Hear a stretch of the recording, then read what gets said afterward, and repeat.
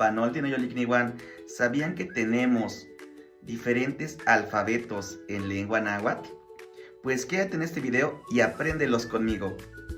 En mi caso yo escribo de la forma clásica, pero también tenemos formas modernas.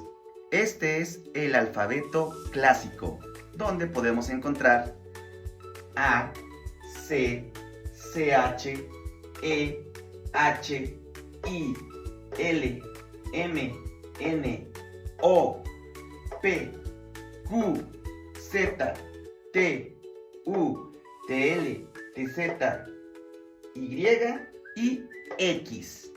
Ahora les presento el alfabeto moderno, donde podemos encontrar A, CH, E, I, J, K, L, M, N, O, P, S, T, TL, U, TS, Y y X. Aunque también otros alfabetos modernos también incluyen la letra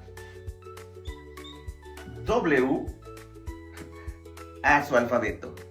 Bueno, ahora veamos algunas palabras escritas con estos alfabetos.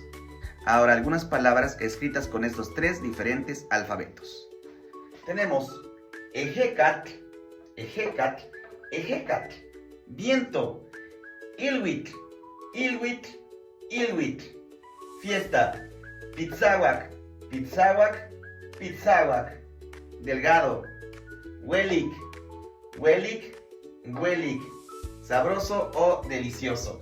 Noten que la pronunciación es igual, lo único que cambia es la forma de escritura. Así es que ya lo sabes, habrá variantes donde ocupen o la forma clásica, o la forma moderna, o la moderna 2. Todas son válidas, así es que ya lo sabes, espero te sea de utilidad. Oncatimomati. Ahí nos vemos. Si quieres aprender más sobre la lengua náhuatl, sígueme aquí en redes sociales.